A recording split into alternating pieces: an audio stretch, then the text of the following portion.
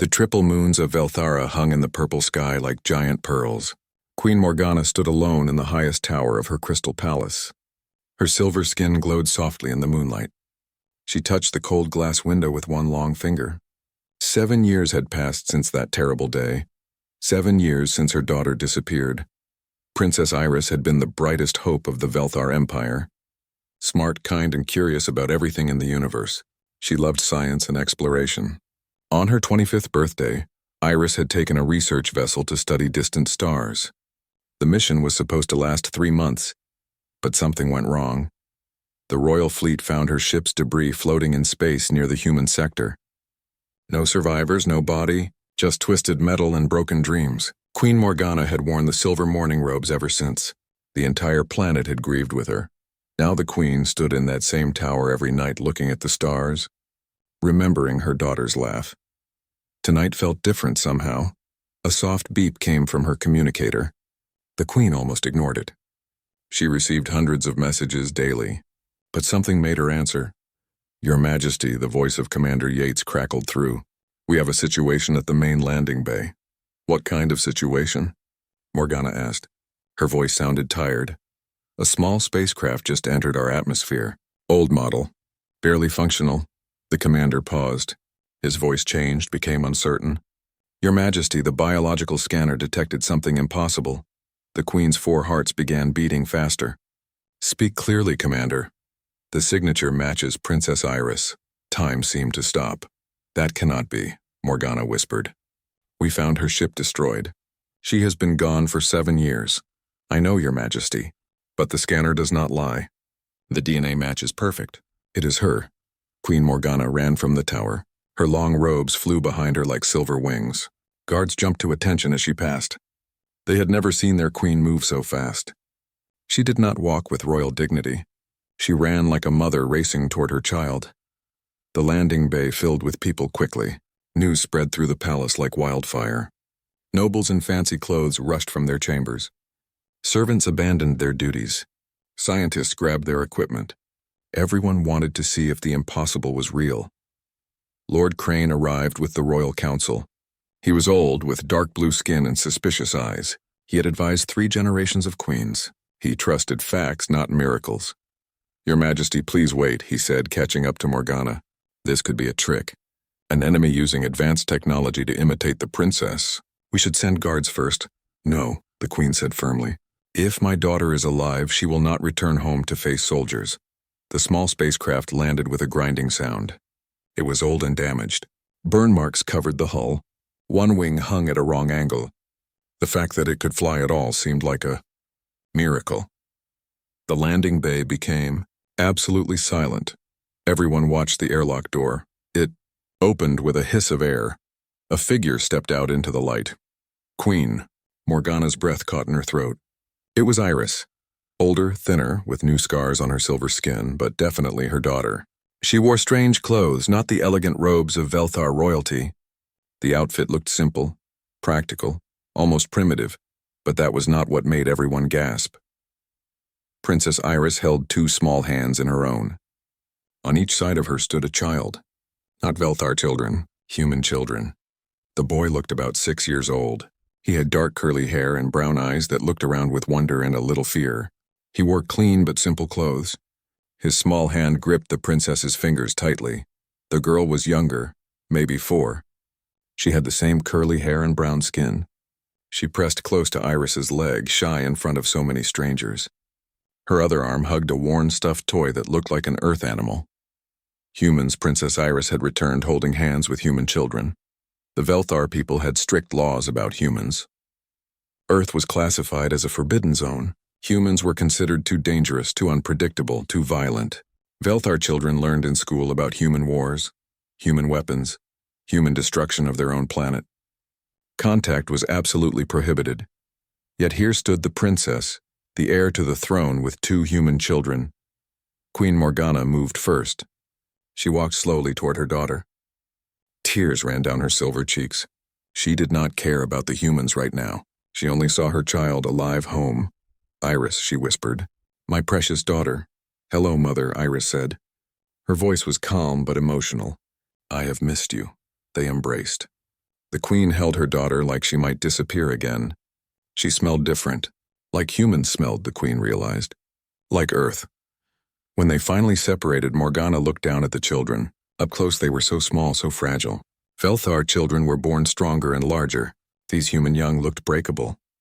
"Mother," Iris said formally, though her voice shook slightly, "I would like to introduce you to your grandchildren. This is Ben, and this is Mira. Grandchildren." The word echoed through the landing bay like thunder. Lord Crane stepped forward quickly. His face showed shock and disapproval. "Princess Iris, with all respect, you cannot be serious. These are human children, aliens. Our laws clearly state that—" "I know what our laws state," Iris interrupted. Her voice was firm. "I helped write some of them. But laws can be wrong," the crowd murmured. A princess challenging the law was unheard of. "Please explain yourself," Queen Morgana said quietly. She needed to understand. Her daughter had been missing for 7 years and returned with human children she called grandchildren. Nothing made sense, Iris nodded. She gently squeezed both small hands she held. "It is a long story. Perhaps we should speak somewhere more private." "No," said Lord Crane. "This concerns the entire empire. If you bring humans into the royal palace, into the royal family, everyone has the right to know why." Iris looked at her mother. Queen Morgana thought for a moment, then nodded. "He is right. Speak here, daughter. Tell us everything." So Iris told her story. 7 years ago, my research vessel was studying stellar formations near the edge of our territory. We moved too close to the human sector. I was curious about Earth. I wanted to see it with my own eyes. She paused, remembering. That curiosity almost killed me. The ship suffered a massive system failure. Everything went wrong at once. Life support, navigation, engines. We learned later that the ship had a manufacturing defect. The company cut costs and used bad materials, but at that moment I only knew I was going to die. The queen made a small sound of pain. Iris touched her mother's arm gently. The ship crashed on Earth's moon, a place humans call Luna. It has no air, no water. My crew died on impact. I survived only because I was in the reinforced command section. But I was trapped. My oxygen was running out. My distress beacon was broken. I had maybe 6 hours to live. Everyone in the landing bay listened with complete attention. I accepted my death. Iris continued. I recorded final messages to you, Mother. I closed my eyes and waited for the air to run out. Little Mira hugged Iris's leg tighter, as if she knew this part was scary. But then I heard sounds. Metal being cut. Someone was digging through the wreckage. I thought maybe a Velthar rescue team had found me somehow. But when the panel opened, I saw a human face. Iris smiled at the memory. His name was Thomas. He wore a mining suit with the name Patch half torn off. He had kind eyes. When he saw me, he did not run or attack. He just said, "Don't worry, we'll get you out." He spoke in human English. I understood it from my studies. Thomas worked at a human mining colony on Luna. They had very basic equipment, poor compared to our technology. The colony was owned by a human corporation that cared more about profits than safety. The miners worked long hours for little pay. They had families to feed back on Earth. Thomas's scanner had detected my crash. He reported it to his supervisor. The supervisor said to ignore it. Rescuing an alien was not their job. It might cause political problems. The corporation might get in trouble. Better to pretend they saw nothing. Lord Crane nodded as if this confirmed everything he believed about humans. Selfish and cruel, but Iris continued. Thomas refused to obey. He took mining equipment without permission. He convinced 5 other miners to help him. They risked their jobs, their safety, everything, to save a complete stranger from another species. They cut through my ship. They gave me oxygen from their own limited supplies. They carried me back to their colony. The supervisor was furious. He threatened to fire all of them. Thomas just said, "Then fire me. I won't leave someone to die alone in the dark." The Queen's eyes widened. This did not match what Velthar schools taught about humans. "I was badly injured," Iris said. "Burns, broken bones, radiation exposure." The colony had only basic medical equipment. Nothing designed for Velthar biology. But a human doctor named Sarah worked day and night to save me. She studied Velthar anatomy from old databases. She invented new treatments. She refused to give up. I stayed in that mining colony for 8 months while I healed.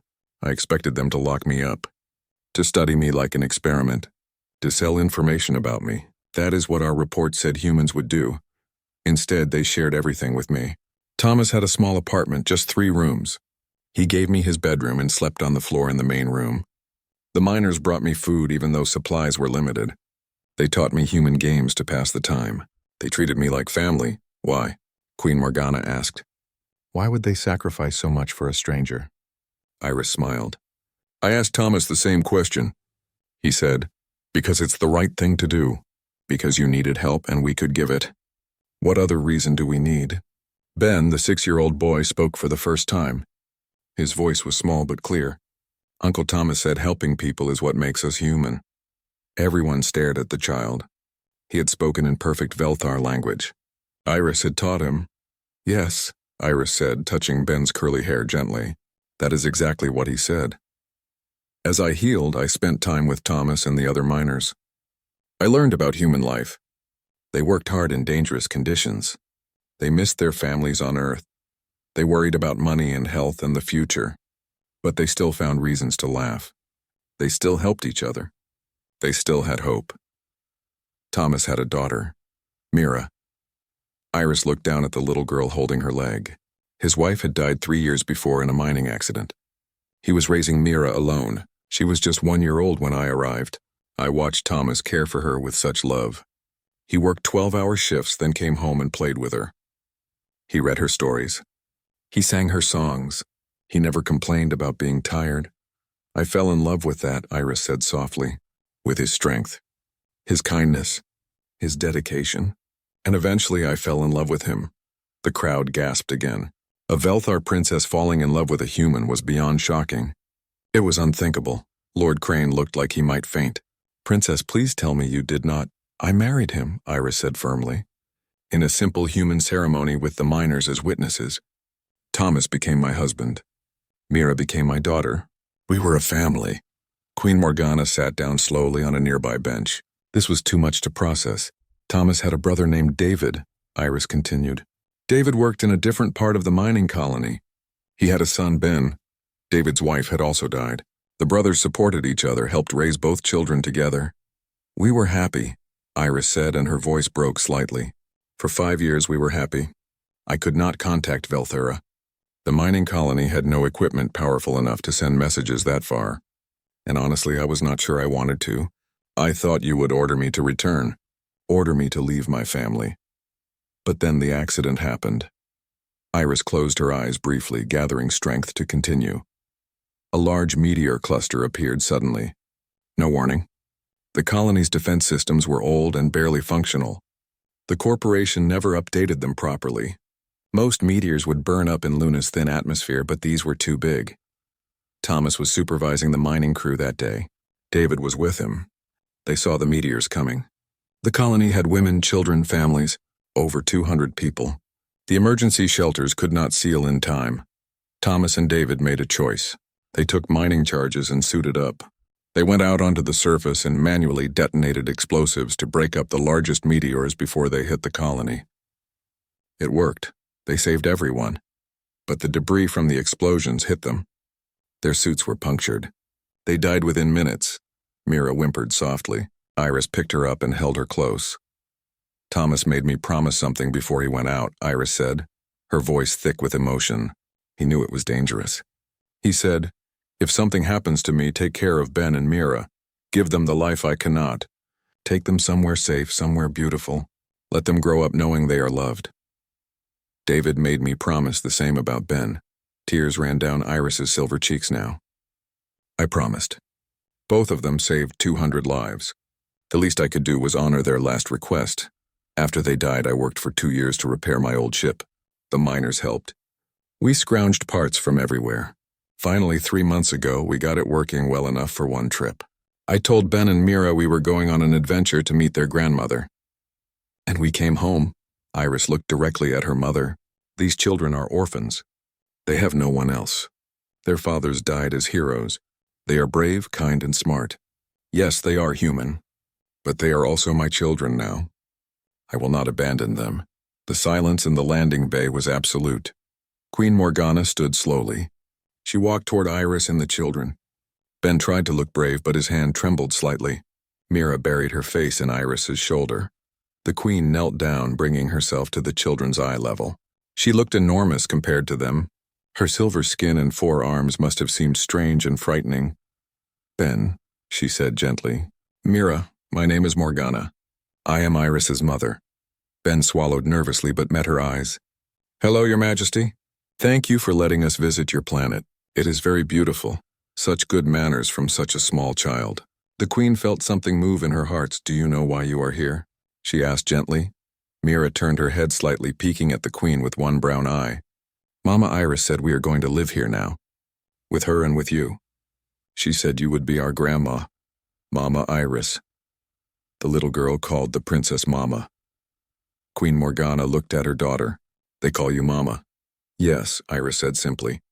"Because that is what I am to them now." Lord Crane stepped forward again. "Your Majesty, we must discuss this privately. There are laws, protocols, security concerns. We cannot simply— My daughter has been dead for 7 years, Queen Morgana said, her voice sharp. Now she stands before me alive. That is a miracle. She brings children who need a home, children whose fathers died saving others. And you want to talk about protocols? But they are human," Lord Crane protested. "Humans are dangerous. Unpredictable. We have maintained separation for good reasons." Little Ben stepped forward. He was small and young, but he stood straight. "Sir, I do not want to be dangerous.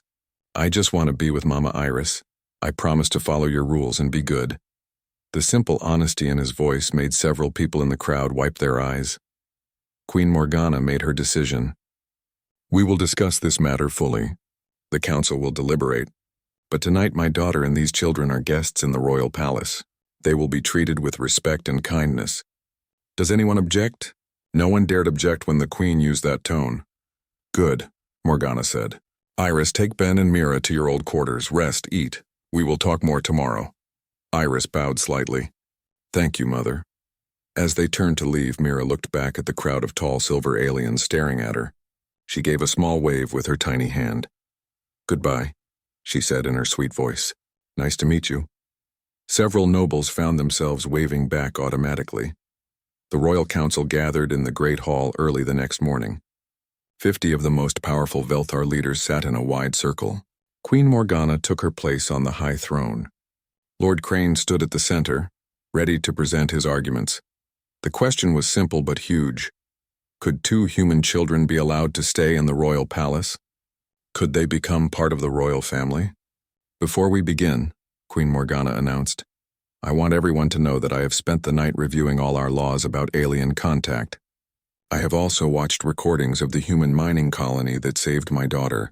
I have read reports about Earth and human civilization. I want facts, not fear, to guide our decision." Lord Crane bowed. "Your Majesty, I have prepared a full presentation about why allowing humans into our society would be dangerous." "Present it then," the Queen said. Lord Crane activated a holographic display. Images of Earth appeared, showing cities and wars and pollution. Humans are a violent species. They have fought thousands of wars throughout their history. They have created terrible weapons. They damage their own planet with pollution and waste. They cannot even unite their own world under one government. They are divided, aggressive, and reckless. Several council members nodded in agreement. Furthermore, Crane continued, humans are biologically incompatible with us. They live much shorter lives, barely 80 years compared to our 200. They are physically weak. They get sick easily. They require completely different food and environmental conditions. Integrating them into our society would be extremely difficult and expensive.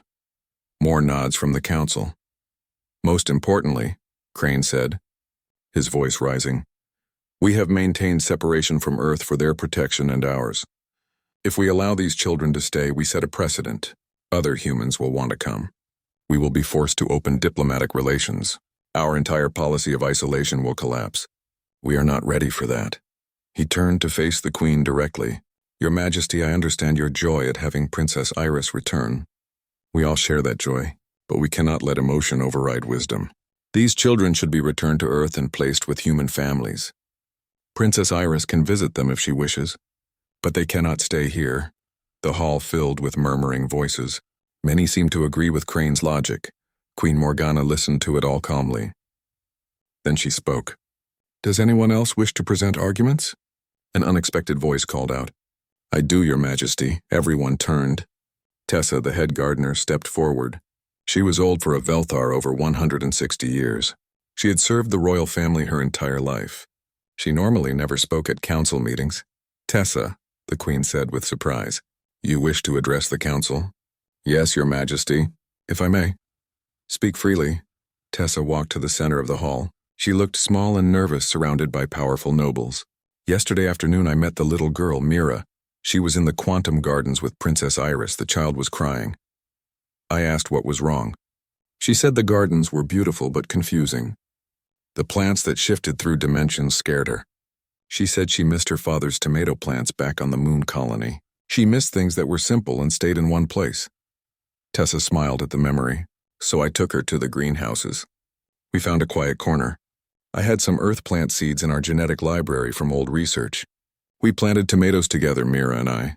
Just regular earth tomatoes that grow normal and red and never disappear. She worked so carefully. Her little hands were gentle with the seeds. She knew exactly how deep to plant them and how much water they needed. Her father taught her, she said. As we worked, she told me about him, about how he read her stories every night, about how he made her laugh by making silly faces, about how much she missed him. The old gardener's voice grew soft. When we finished planting, she hugged me. This tiny human child hugged me and said, "Thank you for being kind. You remind me of my daddy." I have not been hugged like that since my own daughter died 40 years ago. Several council members looked uncomfortable. This was getting emotional.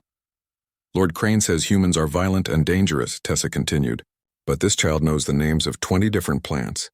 She says please and thank you. She shares her toys. She is 4 years old and has better manners than some adults I know. A few people chuckled despite themselves. Maybe humans can be violent, Tessa said, but they can also be kind. Maybe we should judge these children by who they are, not by what species they belong to. She bowed and stepped back. Several council members looked thoughtful now. Another voice spoke up. I would also like to speak. This time it was Marcus, the royal scholar. He was young for his position, only 50 years old, but brilliant. Your Majesty, I met the boy Ben in the Royal Library yesterday evening. He was looking at advanced mathematics texts. I thought he was just looking at the pictures, but when I spoke to him, he was actually reading and understanding them. Marcus activated his own holographic display. I gave him a standard intelligence test designed for young Velthar students. He scored in the top 5%. He is 6 years old. A human 6-year-old performed better than most of our 8-year-olds, the council murmured with surprise. Furthermore, Marcus continued, he found an error in one of our established theorems, an error that has stood unchallenged for 12 years. His way of thinking is different from ours. Not worse, just different. He approaches problems from completely new angles. The scholar looked around the council.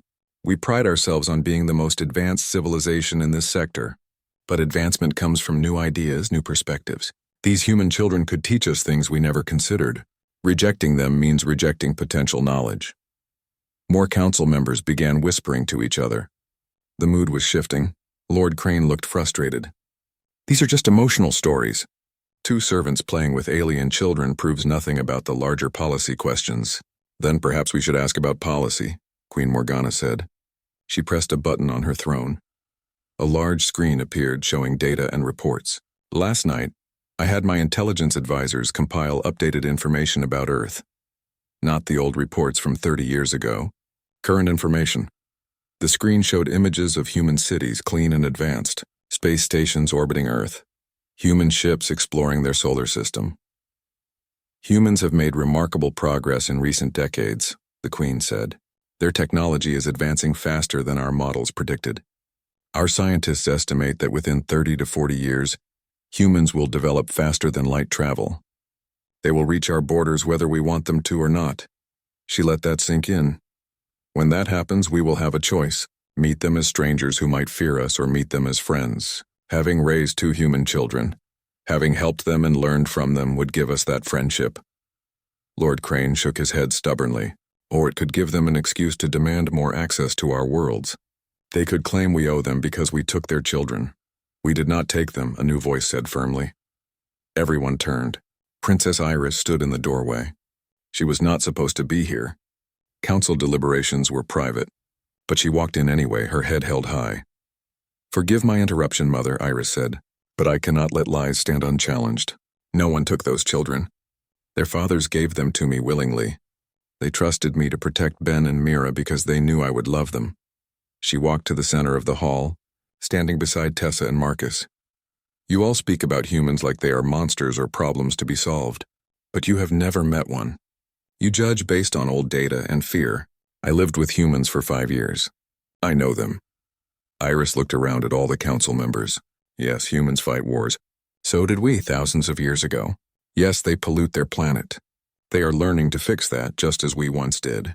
Yes, they are divided, but so are we. This council has 17 different political factions that argue constantly. Some council members shifted uncomfortably. She was right. Humans are not perfect, Iris continued. But neither are we. The difference is that humans know they are imperfect and they keep trying to be better. They have a saying, "We fall down 7 times, we stand up 8. Thomas, the man who saved my life, worked 14-hour shifts in terrible conditions. He had very little money. He was tired all the time, but he still took time every single night to read to his daughter, to make her feel safe and loved. He died protecting strangers, not for money or glory, just because it was right." Iris's voice grew passionate. "You want to judge humans? Then judge them by Thomas, by Dr. Sarah who saved my life, by the miners who risked everything for a stranger, by 2 small children who lost everything but still say thank you and please, who still try to be kind." The hall was silent. "I know our laws," Iris said quietly. "I know what I am asking is unprecedented. But laws were made by people. If they are wrong, people can change them. I am asking you to be brave enough to change." Queen Morgana stood from her throne. "The council will now vote. Should Ben and Mira be allowed to remain in the royal palace as wards of Princess Iris?" Before anyone could vote, alarms suddenly blared throughout the palace. Everyone jumped. The alarms meant emergency. Danger. Commander Yates's voice came through the speakers. "Your Majesty, we have an unauthorized ship entering our atmosphere. It is broadcasting human identification codes. They are demanding we return the 2 human children immediately." The council erupted in chaos. Lord Crane pointed at Iris. "You see? I warned you. The humans have come to take them by force." "Calm down," Queen Morgana commanded. "Commander, put the human ship's message on the main screen." The screen changed. A human woman appeared. She wore an expensive business suit. Her face was cold and angry. "This is Director Helen Voss of Luna Mining Corporation. We have tracked one of our employees to your planet. She kidnapped 2 human children. We demand their immediate return." Iris went pale. "That is Thomas's old supervisor. The woman who ordered him not to rescue me." Director Voss continued speaking. "The children Ben and Mira are human citizens. You have no legal right to keep them. Return them now or we will consider this an act of war." War. The word hung in the air like poison. Lord Crane turned to the Queen triumphantly. "Your Majesty, this proves humans are aggressive and dangerous. We must return the children immediately before this escalates." But Queen Morgana looked thoughtful. "Commander Yates, what kind of ship is approaching?" "A small corporate vessel, Your Majesty.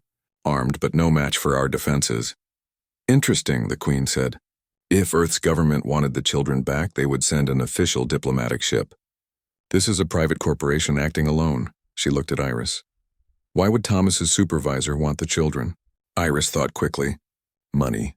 Thomas and David died saving the colony. Under human law, there should be death benefits, compensation for the families. Ben and Mira would inherit everything. But if there is no family to claim it, the money goes back to the corporation. So this woman wants to take the children not to protect them, but to steal their inheritance," Queen Morgana said slowly. "Yes," Iris confirmed. "If Ben and Mira have no guardian, they become wards of the state. The corporation controls the state on Luna. They get the money." Lord Crane sputtered. "That is horrible, but it does not change the legal reality. The children are human. We have no authority over them." "Actually," Marcus the scholar spoke up, "we might." "If I may, Your Majesty." The Queen nodded. Marcus brought up legal documents on the holographic display. "I researched human law last night out of curiosity. Under Earth's laws, adoption is recognized across national boundaries. If a parent legally designates a guardian before death, that guardianship stands." He showed a recording. It was Thomas in his mining suit, obviously recorded just before he went out to face the meteors. His voice came through clearly. "My name is Thomas Rivera. If I do not survive today, I designate Iris of Velthora as legal guardian of my daughter Mira. She has been a mother to Mira for 3 years. She loves her. I trust her completely. This is my final will and testament." Another recording appeared, David saying almost the same thing about his son Ben. "These recordings are legally binding under Earth law," Marcus said. "Princess Iris is the legal guardian. The children are hers by human law." Director Voss's voice came through the speakers again. She had heard everything. "Those recordings are invalid. Iris is an alien. Human law does not recognize alien guardianship." "Actually, it does," Marcus said calmly. "Earth amended its adoption laws 15 years ago to include potential alien contact. They wanted to be prepared. Any sentient being can be designated as a guardian if the parent chooses." He smiled slightly. "Your own government's laws, Director Voss. Perhaps you should read them." The woman on the screen turned red with anger. "This is ridiculous. I will report this to Earth's government. They will demand the children's return." Queen Morgana stepped forward, her voice cold and royal. "Please do report to your government, Director. Report that you tried to steal inheritance money from orphaned children. Report that you threatened war to do it. I am certain your leaders will be very interested." She nodded to Commander Yates. "Send Director Voss this message. The children Ben and Mira are under the legal guardianship of Princess Iris according to Earth's own laws. They are staying by choice. If Earth's government wishes to discuss this through proper diplomatic channels, we welcome conversation. But we will not negotiate with corporations making threats. And Director Voss," the Queen added with ice in her voice, "if your ship does not leave our atmosphere in the next 10 minutes, we will consider it an invasion and respond accordingly. Your choice." The screen went blank. Everyone held their breath. Would the human ship attack? Would there be war over 2 children? 8 minutes later, Commander Yates reported, "The human ship is leaving, Your Majesty. They are returning to Earth." The entire council breathed out in relief. Lord Crane sat down heavily. "This is exactly what I feared. Complications, conflicts, humans causing problems." "One human corporation caused problems," Queen Morgana corrected. "And we solved it with law and reason, not violence. Just as civilized people should." She turned to face the full council. "The vote. Should Ben and Mira be allowed to remain as wards of Princess Iris? All in favor stand." Slowly, people began to stand. Tessa stood first. Then Marcus. Then several younger council members. More and more rose to their feet. In the end, 37 out of 50 stood in favor. The children could stay. Lord Crane remained seated, but he bowed his head in acceptance of the vote. "The council has spoken. I disagree, but I will respect the decision." Queen Morgana smiled for the first time in 7 years. "Thank you, council. This session is ended." That evening, the Queen invited Iris, Ben, and Mira to a private dinner in the royal gardens. Just the 4 of them under the triple moons. Mira ate carefully, trying to use the Velthar eating utensils. She kept dropping food. "Sorry," she whispered. "These are hard." "You are doing wonderfully," the Queen assured her. "I will have the kitchens make you some Earth-style forks." Ben looked at the Queen nervously. "Your Majesty, may I ask a question?" "Of course, child, and why did you let us stay?" "We are just humans. Everyone says humans are not important." Queen Morgana put down her utensils. She looked at the small boy seriously. "Ben, do you know what makes someone important?" He shook his head. "Not what species they are, not how powerful they are. What makes someone important is how they treat others. Your father and uncle were important because they saved lives. You are important because you are kind and brave. Never let anyone tell you differently." Mira climbed down from her chair and walked over to the Queen. She held out her stuffed toy, the worn animal from Earth. "This is Mr. Whiskers. He is a cat. Do you want to hold him? He makes me feel better when I am sad." The Queen of Velthora, ruler of 17 planets, carefully took the small stuffed toy. "Thank you, Mira. That is very kind." "Grandma Morgana," Mira said seriously, "are you still sad about Mama Iris being gone?" The Queen looked at Iris, alive and home, then at these 2 precious children. "No, little one. I am not sad anymore. My daughter came home, and she brought me the best gifts in the universe. You and your brother." Mira smiled widely. Then she hugged the Queen's leg. Just as she had hugged